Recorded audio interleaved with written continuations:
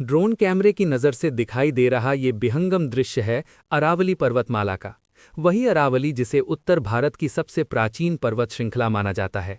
दिल्ली के Tilly NCR से लेकर गुजरात तक लगभग 700 किलोमीटर में फैली ये पर्वतमाला सिर्फ पत्थरों का ढेर नहीं, बल्कि हमारी धरती की जीवन रेखा है।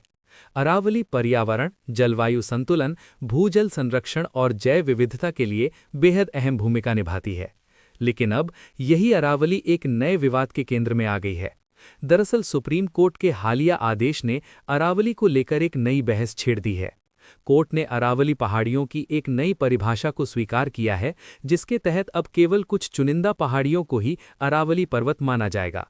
पर्यावरण विशेषज्ञों का कहना है कि इस नई परिभाषा के चलते अरावली के करीब 90% पहाड़ संरक्षण के दायरे से बाहर हो सकते हैं। इसका सीधा मतलब है खनन, रियल एस्टेट और अन्य निर्माण गतिविधियों का रास्ता साफ। विशेषज्ञ चेतावनी दे रहे हैं कि छोटी छोटी पहाड़ी ढलानें भी भूजल रिचार्ज, हवा की गुणवत्ता और जैव विविधता के लिए बेहद जरूरी होती हैं। अगर इन्हें नज़रअंदाज किया गया तो इसके परिणाम भयावह हो सकते हैं। यही वजह है कि ये आदेश दिल्ली, राजस्थान और हरियाणा में पर्यावरणविदों और स्थानीय लोगों के बीच तीखी बहस का विषय बन चुका है। फैसले के विरोध में कई जगहों पर बड़े पैमाने पर प्रदर्शन शुरू हो चुके हैं। वहीं सोशल मीडिया पर #SaveAravali अभियान जोर पकड़ता जा रहा है।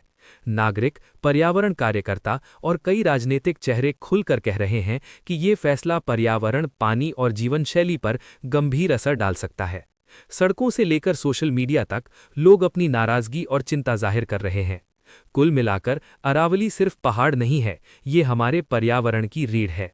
आज की ये बहस हमें याद दिलाती है कि प्रकृति की रक्षा करना सिर्फ जरूरत नहीं, बल्कि हमारी जिम्मेदारी है।